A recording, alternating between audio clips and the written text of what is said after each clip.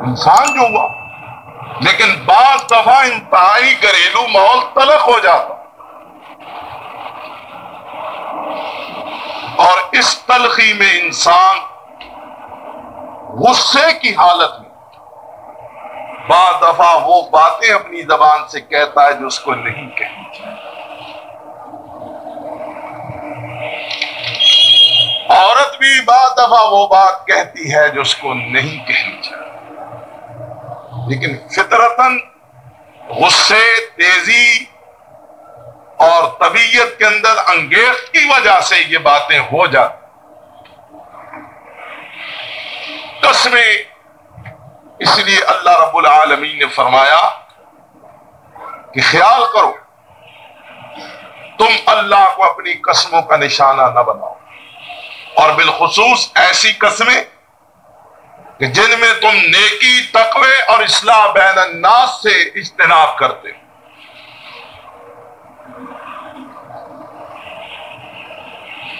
اللہ کو ایسی قسموں کا نشانہ نہ بناؤ۔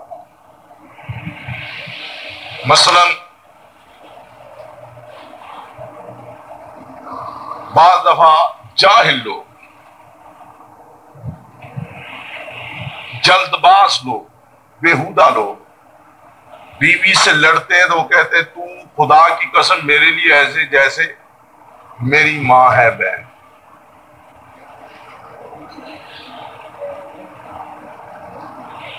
جیسے زمانہ جاہلیت میں بھی یہ مثال میں انت علیہ کظاہر امی، تو میرے لیے اس طرح ایسے میری ماں ہے۔ اسی طرح بعد بیوی بھی شوہر کو ایسے الفاظ کہتے، یا ناراضگی ہوتی ہے وہ کہتا ہے چل دفع ہو جا میرے گھر سے نکل، تیری بیوی تیرے بچوں کی ماں کہاں جائے، چل دفع ہو جا میرے گھر سے نکل۔ وہ جس گھر کو بنانے میں برابر کی شریک ہے اس کا کوئی حق نہیں، چل تو دفع ہو جا میرے گھر سے نکل، یہ تیرا یہاں کچھ۔ یہ وہ روش ہے جس کو بر اور نیکی سے منہ موڑنے کے مترادف قرار دیتی ہے۔ اسی طرح کے انداز خدا خوفی کے منافی، اور جب روٹے ہوئے ان کو بعد دفعہ بنا تو کہتا خدا کی قسم ہو ہی نہیں سکتا۔ اگلے دن میرے پاس ایک آیا غریب آباد کا فتویٰ لینے، بزرگ نے کل شام دے گا، ان کا لڑکا تھا، حیرت ہوتی، اس نے اپنی بیوی کو طلاق نامہ بھیجا، پھر کہ رونے لگا کہ جی میرے بچے رل جائیں گے، میں تباہ ہو جاؤں گا، کوئی آپ صورت نکالے۔ میں نے کہا پہلے طلاق نامہ بھیجتے وقت تجھے بچے یاد نہیں؟ اور اس نے طلاق بھیجتے ہوئے صرف یہی نہیں کہا میں طلاق دیتا ہوں، بلکہ اس نے فوش گالیاں اپنی بیوی کو دی۔ اب ایک طرف اس کا طلاق نامہ، دوسری طرف اس کے آنسو۔ میں نے کہا کہ یہ لو، یہ تم نے گالیاں اور بکواس اور اتنے فوش کہ جن کو کوئی آدمی دہرانا بھی مناسب نہیں، اور اس کا باپ حافظ قرآن ہے۔ اب میں نے کہا کہ تجھے شرم نہیں آئے گی؟ کس منہ سے تو اس بیوی سے رجوع کرے گا جس کو تو نے کنجری بھی کہا اور یہ بھی کہا اور وہ بھی کہا؟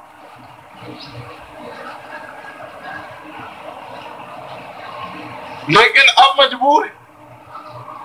اگر پہلے شعور ہوتا، عقل ہوتا یا خدا خوفی ہوتی کم از کم، تو ایسی باتیں نہیں۔ لیکن بعض لوگ اصلاح کے وقت بھی کہتے ہیں خدا کی قسم نہیں، ہم تو اس کے ساتھ بس ہی نہیں سکتے، قسمیں کھا کھا کر، قرآن اٹھا اٹھا کر، اس طرح کی بات۔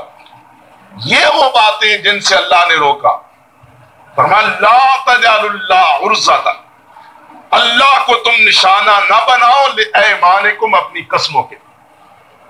عرضہ عربی زبان میں لغت میں اس کے دو معنی، وہ چیز کہ جس پہ نشانہ رکھا جائے، اور عرضہ کا معنی ڈھال بھی ہوتی، وہ چیز کہ جس پر وار کو روکا جائے۔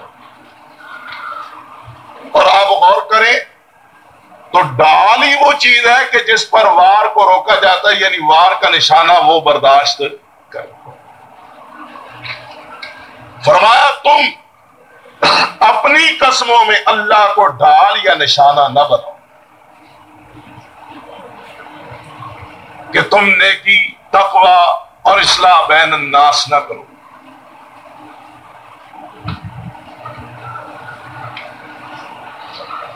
بعض نے کہا کہ یا لا حذف ہے اللہ تبرو وتتقوا وتصلحوا بین الناس۔ بعض نے کہا کہ ان اس کا عطف ولا تجعلوا پر ہے، اور بعض نے کہا کہ کلام کا تیسرا بلیغ پہلو یہ ہے کہ اللہ کو قسموں کا نشانہ نہ بناؤ کہ نیکی نہ کریں گے، تقوی نہ کریں گے، اصلاح بین الناس نہ کریں، ایسا نشانہ نہ بناؤ، ایسی باتیں نہ کرو، بلکہ نیکی کرو، تقوی اختیار کرو اور اصلاح بین الناس کرو۔ اور کلام کی جامعیت ان تینوں مفہوموں کو اپنے اندر سمائے، کہ اللہ کو اپنی قسموں کا نشانہ نہ بناؤ، کس بات سے کہ ہم نیکی نہیں کریں گے، تقوی اختیار نہیں کریں گے، اصلاح بین الناس نہیں کریں گے۔ ایک، اللہ کو اپنی قسموں کا نشانہ نہ بناؤ بلکہ نیکی کرو، تقوی اختیار کرو اور اصلاح بین الناس والا کام کرو۔ گویا منفی پہلوؤں سے روکا گیا اور تینوں امور کے مثبت پہلوؤں کو اختیار کرنے کی ترغیب دلائی گئی، اور اس امتناع اور ترغیب کے ساتھ کہا گیا کہ تم اللہ تعالیٰ کو اپنی قسموں کا نشانہ نہ بناؤ۔ سمجھ آئی؟ واللہ سمیع علیم، اللہ سنتا ہے، جانتا ہے۔ اللہ کو کوئی چیز بتانے کی بھی ضرورت نہیں،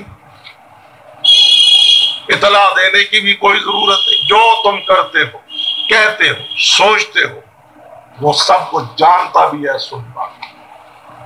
اگر غلط بات تمہاری زبان سے نکلے گی، سن لے گی۔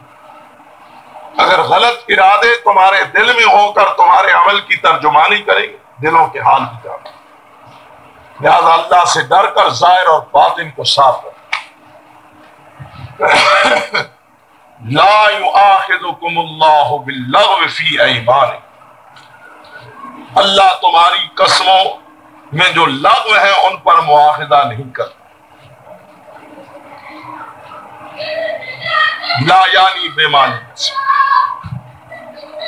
ایسی قسموں کے بارے میں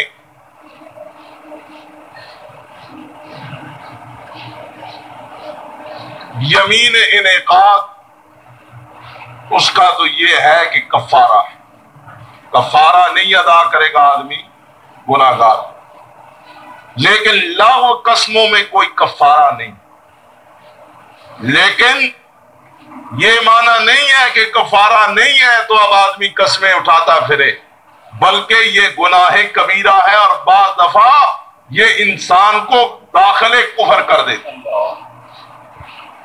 جب مواخذہ نہیں تو معنی یہ کہ اٹھاؤ ہی نہ، ایسی چیز کہ جس کا مواخذہ نہیں، اس چیز کے قریب ہی، اس سے بچو۔ وَلَٰكِن يُؤَاخِذُكُم بِمَا كَسَبَتْ قُلُوبُكُم، لیکن مواخذہ ہے اس چیز کا کہ جو تمہارے دل کماتے ہیں، یعنی ارادتاً جو قسمیں تم اٹھاتے ہو، دلی ارادے اور نیت اور یقین اور رسوخ سے، ان پر مواخذہ۔ واللہ غفور حلیم، اللہ تعالی بخشنے والا، تحمل والا، بردبار ہے۔ اللہ کا تحمل اور بردباری بھی دیکھو کہ وہ کس طرح تمہاری اصلاح بھی کر رہا اور تمہیں معافی اور عفو و درگزر کے حصول کے راستے بھی بتا رہا ہے۔ تحمل والا، بردبار ہے۔ للذین یؤلون من نسائہم تربص 4 اشہر، واسطے ان لوگوں کے جو قسمیں کھاتے ہیں اپنی عورتوں سے، یہ ہے مسئلہ ایلا، اصطلاح شرع میں ایلا کہتے ہیں۔ زمانہ جاہلیت میں یہ تھا، ایک مرد اور شوہر اور بیوی آپ اس میں کسی بات سے ناراض ہو، شوہر کہتا بیوی سے کہ میرا تیرا تعلق ختم، یعنی طلاق نہیں دیتا لیکن ویسے اس سے منہ موڑ لیتا ہے، ازدواجی تعلق یا اس کے حقوق کی ادائیگی کا تعلق، نان و نفقہ کی صورت میں، اخراجات کی صورت میں، دیگر حقوق و فرائض کی صورت میں۔ اب وہ عورت کہتی ہے اگر مجھے نہیں رکھتا تو طلاق دے، وہ کہتا ہے نہ طلاق دوں گا نہ آباد کروں۔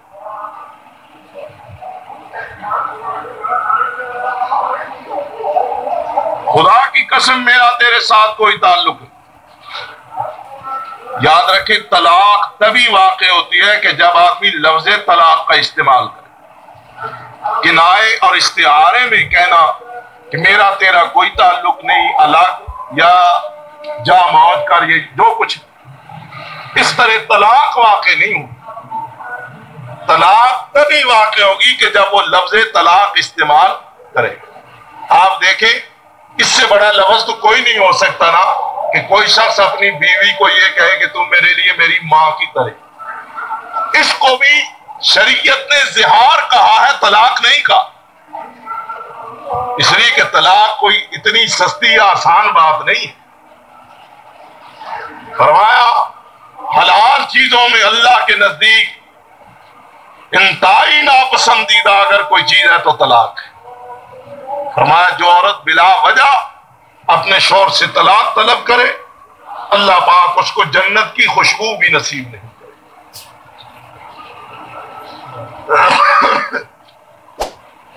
تو لوگ یہ کہہ دیتے تھے کہ میرا تیرا کوئی تعلق نہیں، حقوق فرائض کسی قسم کے ادا نہیں کرتے۔ اب وہ عورت نہ ادھر کی نہ ادھر کی، نہ طلاق دے کر آزاد کرتا ہے نہ اس کا حق ادا کرتا ہے۔ تو اس کے لیے اللہ رب العالمین نے فرمایا کہ تربص اربعۃ اشہر، 4 مہینے انتظار ہے، 4 مہینے مدت۔ اگر کوئی آدمی قسم کھاتا ہے، نبی کریم صلی اللہ علیہ وسلم نے بھی ایک دفعہ قسم کھائی تھی اپنی بیویوں سے الگ رہنے، لیکن یہ 1 مہینے کی مقرر مدت کی قسم یہ جائز۔ مثلا کسی آدمی کی بیوی نافرمان، نماز نہیں پڑھتی اور اس طرح کی کوئی اس میں خامی ہے معاشرتی لحاظ سے یا حقوق اور فرائض کی ادائیگی کے لحاظ سے، تو اس کی نصیحت کے لیے آدمی 5ویں پارے میں آگے انشاءاللہ آئے گا کہ اس کو ڈانٹ بھی سکتا ہے، ہلکی پھلکی سزا بھی دے سکتا ہے، مزاج الگ بھی کر سکتا ہے۔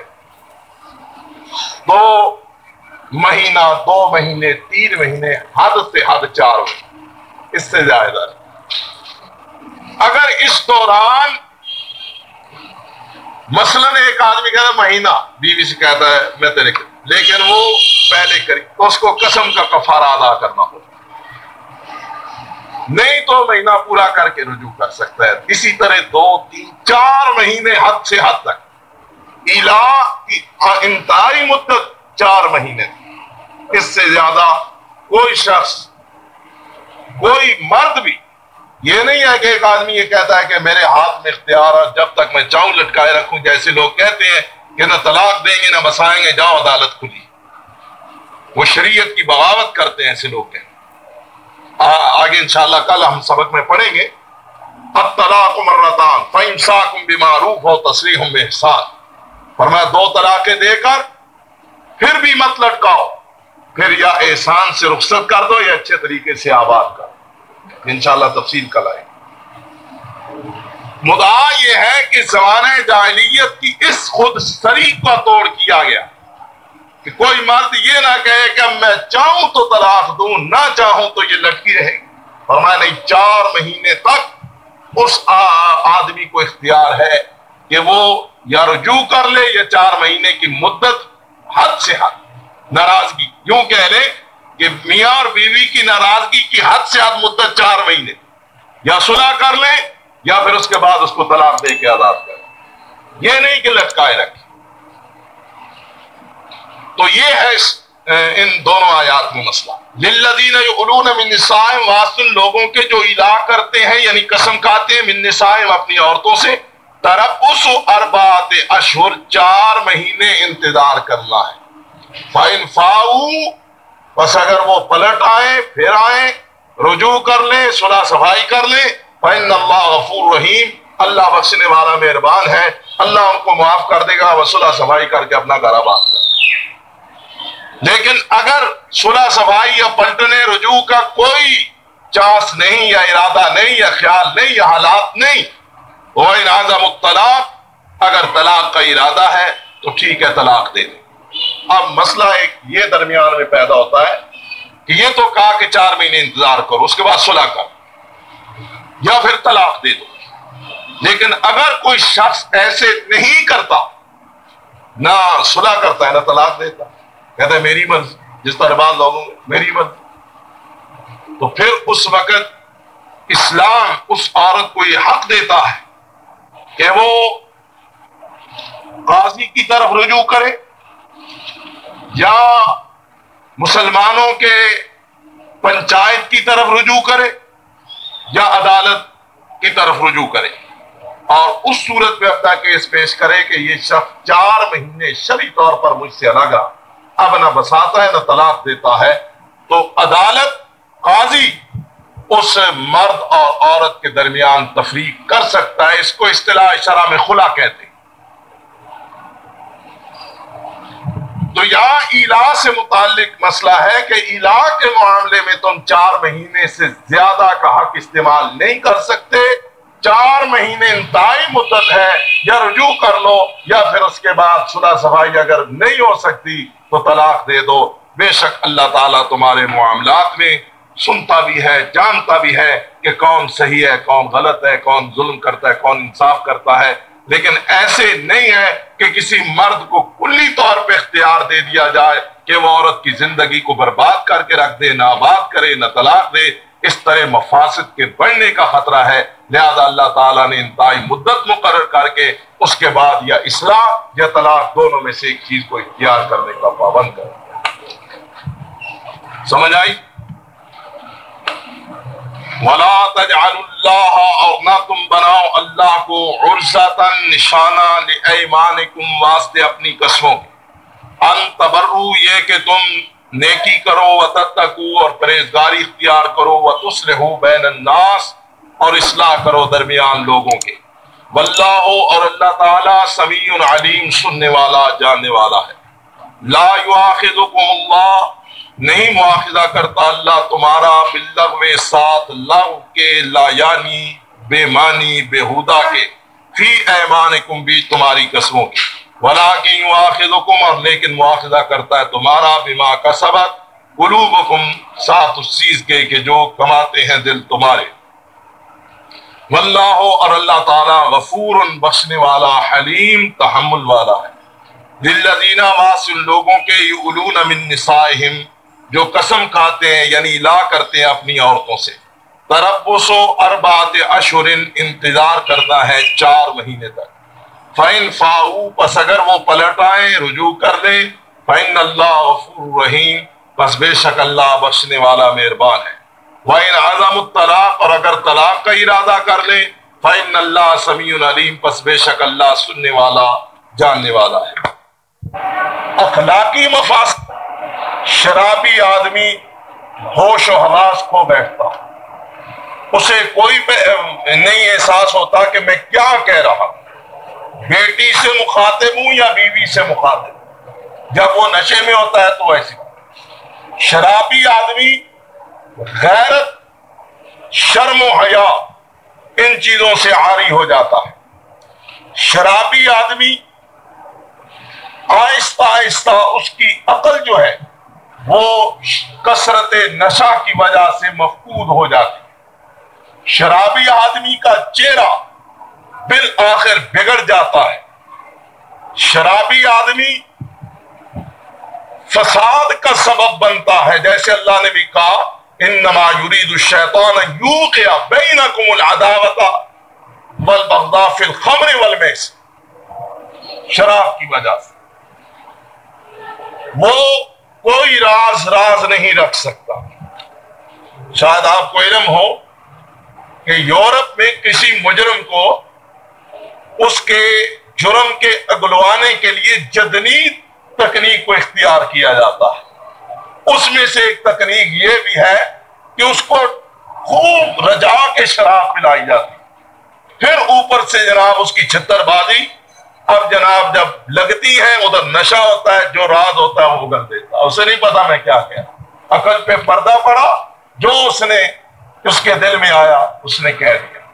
غرض کے یہ مفاسد اور ان کی طویل فہرست اللہ رب العالمین نے اس لیے کہا کہ ایک طرف محدود اور مختصر سے تمہیں چند فوائد نظر آتے، لیکن ان کی طے کے اندر بھی نقصانات ہی نقصان ہے، لہذا اسمہما اکبر من نفعہما، ان دونوں کے نفع سے نقصان زیادہ ہے، فائدہ کم ہے اور خسارہ زیادہ ہے۔ اسی طرح جوا ہے، جو آدمی بازی جیت آتا ہے اس کے لیے تو نفع ہی نفع ہے، لیکن دوسرے دن جا کے پھر جب داؤ لگاتا ہے تو اللہ کے حکم سے اپنے بچوں کو بھی داؤ پہ لگا دیتا ہے۔ بعض ایسے جواری ہیں کہ جنہوں نے اپنی عزتوں کو لٹا دیا، بار بار کو اور جواری آدمی بالآخر وہ ساری چیزیں کہ جو شرابی میں موجود ہوتی ہیں، بے غیرتی، بے حیائی، فساد، یہ سب چیزیں اس جواری کے اندر آ جاتی، اس لیے کہ اگر شراب حواس پہ طاری ہونے والا ایک نشہ ہے تو جوا اخلاق پہ چھا جانے والا اور اخلاق کو تہس نہس کرنے والا ایک نشہ ہے۔ لہذا ان دونوں چیزوں کے بارے میں فرمایا کہ یہ اسم کبیر ہے، بڑی گناہ والی بات ہے، وَمَنَافِعُ لِلنَّاسِ، ان میں لوگوں کے لیے نفع بھی ہے، وَإِسْمُهُمَا أَكْبَرُ مِن نَّفْعِهِمَا، اور گناہ ان دونوں کا ان دونوں کے نفع سے زیادہ ہے۔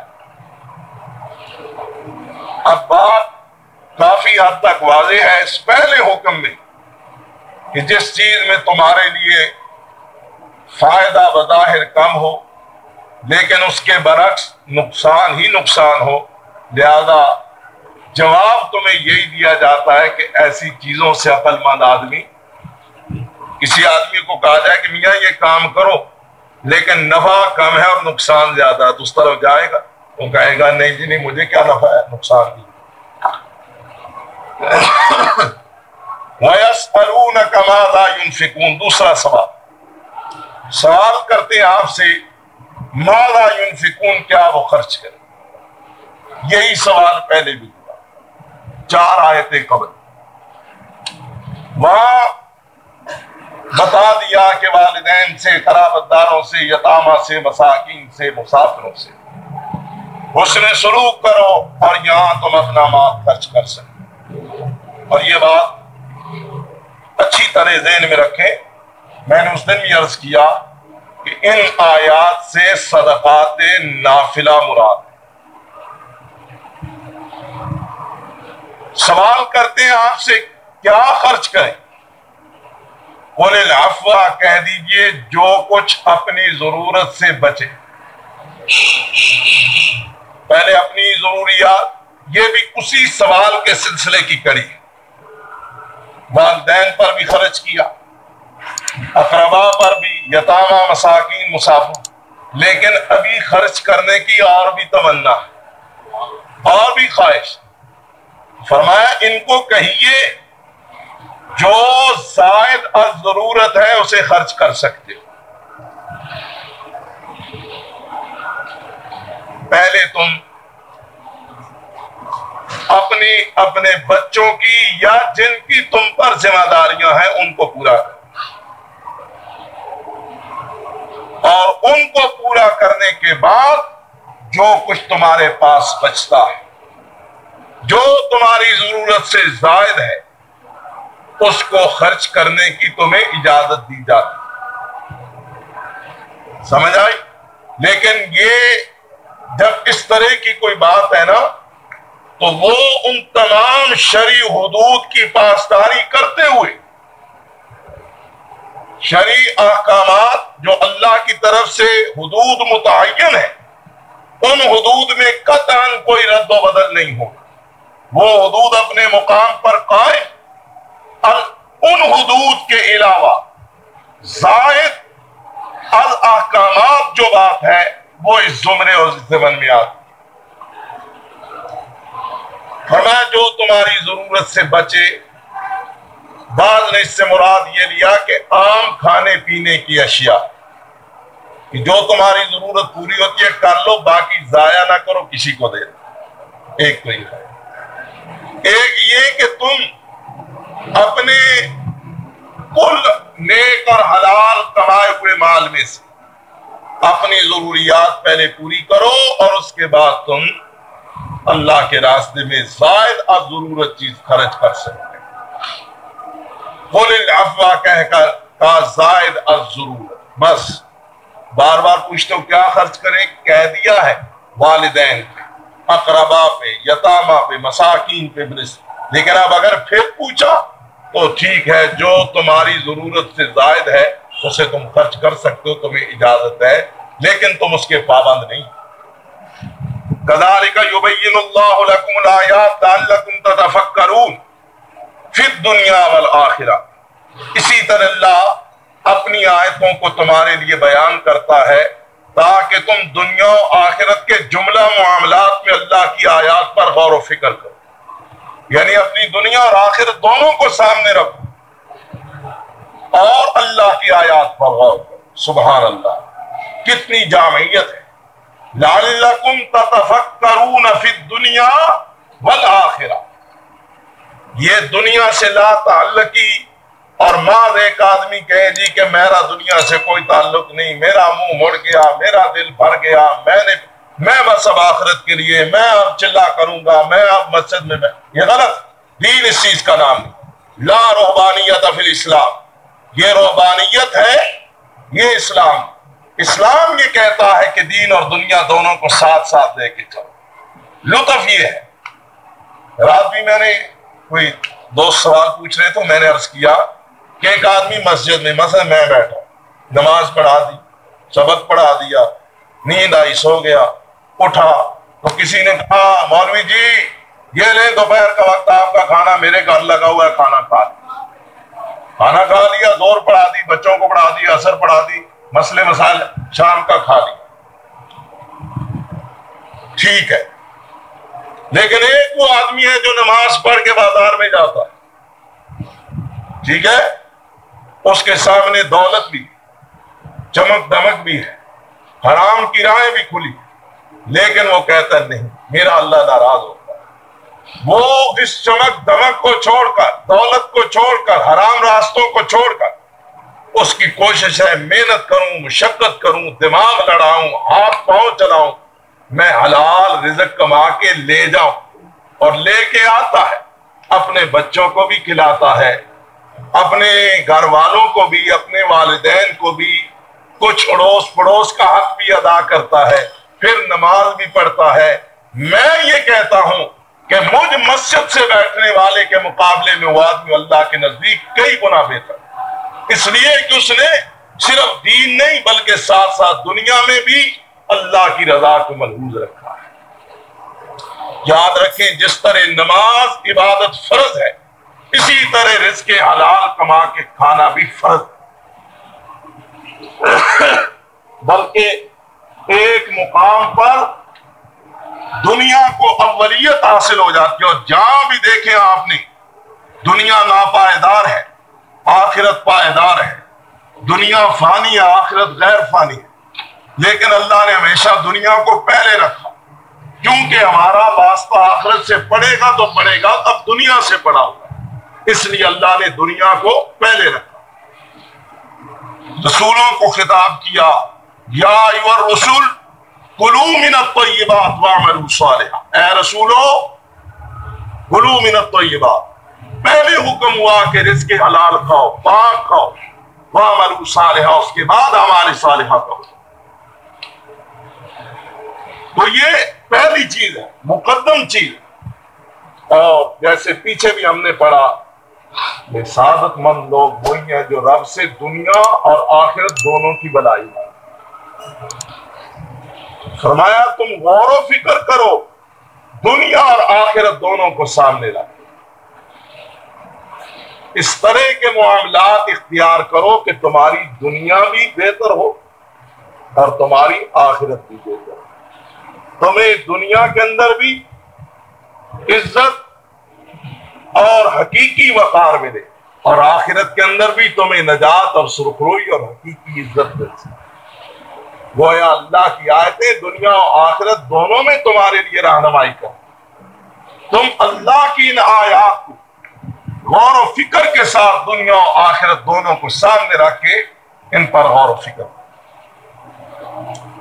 وَيَسْأَلُونَكَ عَنِ الْيَتَامَى، سوال کرتے ہیں آپ سے میرے حبیب صلی اللہ علیہ وسلم یتیموں کے بارے میں.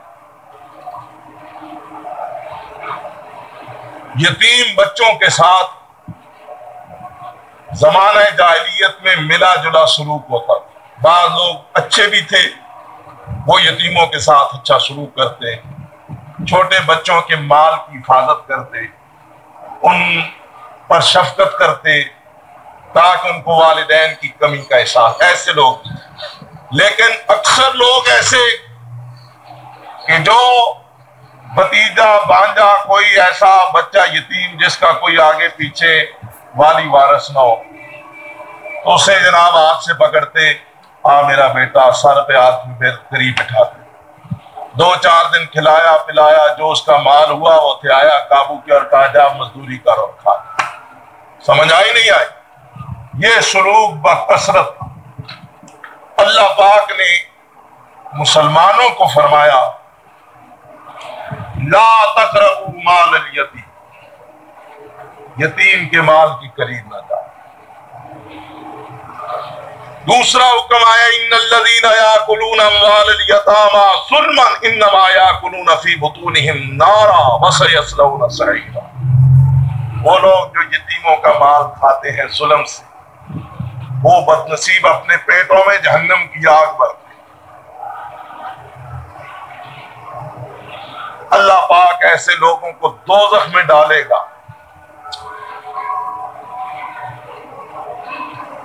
ظاہر ہے کہ جو ازلی بے نصیب ہوتے ہیں وہ آیتیں سن کر کے بھی سر جھٹک کے کہہ دیتے ہیں ان کے لیے ہوں گی ہمارے لیے.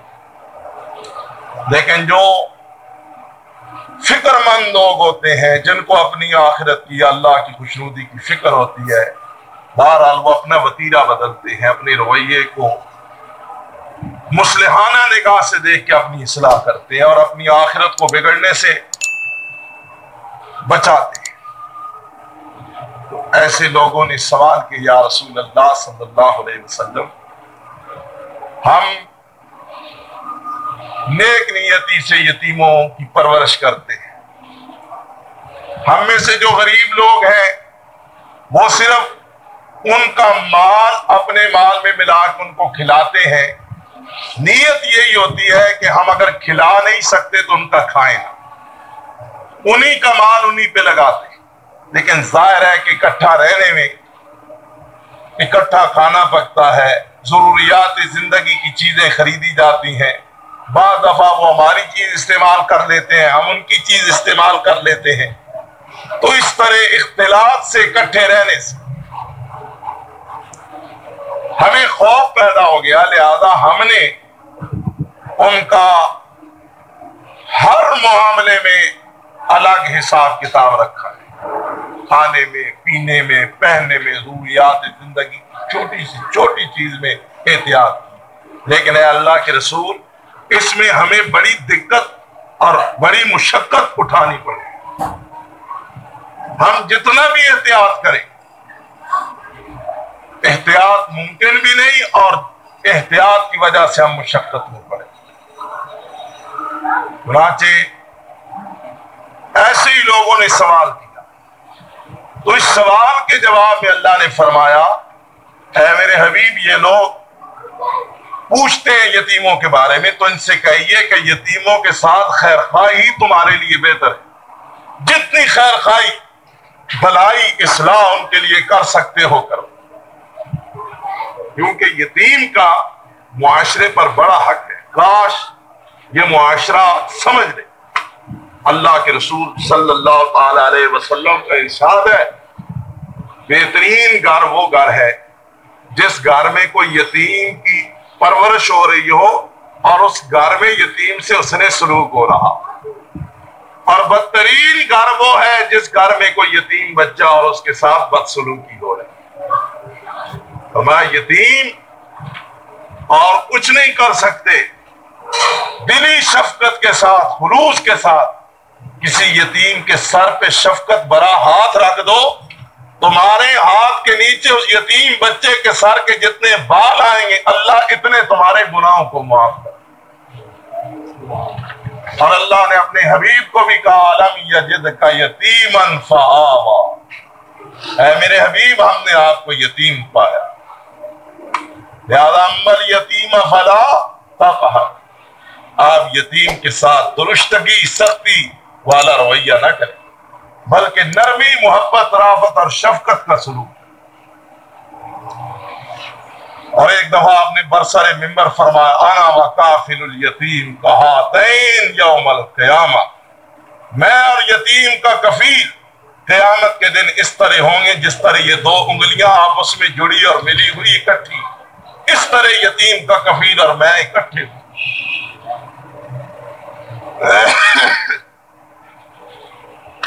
فرمان کے ساتھ جتنی بھلائی خیر خائی ہو سکتی ہے کرو, یہی تمہارے لیے بہتر ہے. وَإِن تُخَالِطُهُمْ فَإِخْوَانُكُمْ, اگر تم اپنے ساتھ ملاتے ہو رکھتے ہو, ان کی رہائش تمہارے ساتھ, کھانا پینا تمہارے ساتھ. فرمایا فَإِخْوَانُكُمْ, تمہارے بھائی, رشتہ دار ہیں تو بھی, نہیں ہیں تو بھی دینی لحاظ سے تمہارے بھائی. اور یاد رکھو تمہاری نیت نیک ہونی چاہیے. نیت یہ نہ ہو کہ یہ یتیم ہے, اس کا آگے پیچھے کوئی نہیں ہے, ایسے سمجھ نہیں لہٰذا میں اس کا مال مار جاؤں. یہ اگر ہے تو بری نیت. اگر یہ نیت ہے کہ یہ یتیم ہے اور اس کے ساتھ میں بھلائی کروں, میں غریب آدمی ہوں, میں اسے کھلا نہیں سکتا, لیکن کم از کم میں اس کے مال کو خود نہ کھاؤں, اس کے مال کو ضائع نہ ہونے دوں, اس کے حقوق کا تحفظ کروں, اس کے مفادات کی نگرانی کروں, اس کے ورثے اور ترکے میں جو کچھ اس کے پاس ہے میں کوشش کروں کہ یہ زیادہ سے زیادہ بچے تاکہ یہ بالغ ہو کر جوان ہو کر اس مال کو خود سنبھال سکے اور اس سے اپنی زندگی گزار سکے. لہذا یہ نیت. فرمایا واللہ یعلم المفسد من المصلح, اللہ جانتا ہے فساد کرنے والے کو بھی اور اللہ جانتا ہے خیر خائی کرنے والے کو. لہذا اس معاملے میں تم پر کوئی سختی نہیں, اس معاملے میں تمہاری نیات پر تمہارے اعمال کا دار و مدار ملحوظ. اب اگر تمہاری نیت کھانے کی ہے پھر اللہ جانتا ہے, تم اللہ کو دھوکہ نہیں دے سکتے. اگر تمہاری نیت بھلائی اور خیر خائی کی ہے تو پھر اللہ تمہاری نیکی کو ضائع بھی نہیں کرے گا. وَلَوْ شَاءَ اللَّهُ لَعَنَتَكُمْ, اگر اللہ چاہتا تو تمہیں مشقت میں ڈال سکتا, لیکن اللہ نے اس معاملے میں تمہیں کسی مشکل اور مشقت میں نہیں ڈالا. اللہ نے تمہیں مشقت سے بچایا, لہذا اب تم بھی نیک نیتی کے ساتھ جس قدر ممکن ہو سکے یتامہ کے ساتھ بھلائی خیر خائی اور حسن سلوک والا رویہ ملحوظ ہے. ان اللہ عزیز الحکیم, بے شک اللہ تعالی غالب ہے, زبردست, وہ تمہارا حساب لے تو زبردست ہے. اگر وہ تمہاری ان بدنیتیوں کا بدلہ دنیا میں ہی تمہیں دے تو زبردست ہے. اور ایک جگہ اللہ نے فرمایا کہ تم ان یتیموں کے ساتھ سلوک کرتے ہوئے کبھی یہ بھی سوچ لیا کرو کہ یہ بچے یتیم ہیں, کہیں کل ہمارے بچے یتیم. اپنے بچوں کی یتیمی کا تصور ذہن میں لاتے ہوئے ان یتیموں کے ساتھ اس. لہذا یہ جملہ جب کہا جاتا ہے ان اللہ عزیز الحکیم, تو اللہ کہتا ہے خیال کرنا میں بھی زبردست ہوں, اور میں بھی, تم اگر دانا بنو گے تو میں تم سے زیادہ دانا ہوں, میں بڑا حکیم. تمہارے لیے آسانیاں بھی رکھی ہیں, تمہارے لیے مہربانیاں بھی رکھی، لیکن اگر تم میرے ساتھ یا میری آیتوں کے ساتھ فراڈ اور دھوکہ کرنے کی کوشش کرو گے تو میں بڑا زبردست اور میں بڑا دانا بھی۔ لہذا ان سوالات کے جواب اللہ تعالیٰ نے اس انداز میں دے کر کے سائلین کی تشفی فرمائی اور ان کی اپنے احکامات کی روشنی میں رہنمائی فرمائی۔ یسألونک کا سوال کرتے ہیں آپ سے اے میرے حبیب صلی اللہ علیہ وسلم، عن الخمر والمیسر، شراب اور جوئے کے بارے میں۔ قل کہہ دیجئے فیہما بیچ ان دونوں کے اسم گناہ ہے کبیر بڑا، ومنافع اور منافع ہے للناس واسطے لوگوں کے، واسمہما اکبر من نفعہما اور گناہ ان دونوں کا بہت ہی بڑا ہے ان دونوں کے نفع سے۔ وَيَسْأَلُونَكَ اور سوال کرتے ہیں آپ سے ماذا ينفقون کیا وہ خرچ کریں، قل العفو کہہ دیجئے جو بچ جائے، کذالک اسی طرح یبین اللہ بیان کرتا ہے اللہ لکم الآیات واسطے تمہارے اپنی آیتیں، لعلکم تتفکرون تاکہ تم غور و فکر کرو، فی الدنیا والآخرہ بیچ دنیا اور آخرت کے، وَيَسْأَلُونَكَ اور سوال کرتے ہیں آپ سے عن الیتامیٰ یتیموں کے بارے میں، قل کہہ دیجئے اصلاح یعنی خیر خائی، لہم واسطے ان کے خیر بہتر ہے، وَإِن تُخَالِطُوهُمْ اور اگر تم ان کو اپنے ساتھ ملا لو، فَإِخْوَانُكُمْ پس وہ تمہارے بھائی ہیں، واللہ اور اللہ تعالی یعلم المفسد جانتا ہے فساد کرنے والے کو من المصلح اصلاح کرنے والے سے، ولو شاء اللہ اور اگر چاہتا اللہ لعنتکم البتہ مشقت میں ڈال دیتا تم کو، ان اللہ عزیز حکیم بے شک اللہ تعالی زبردست حکیم ہے دان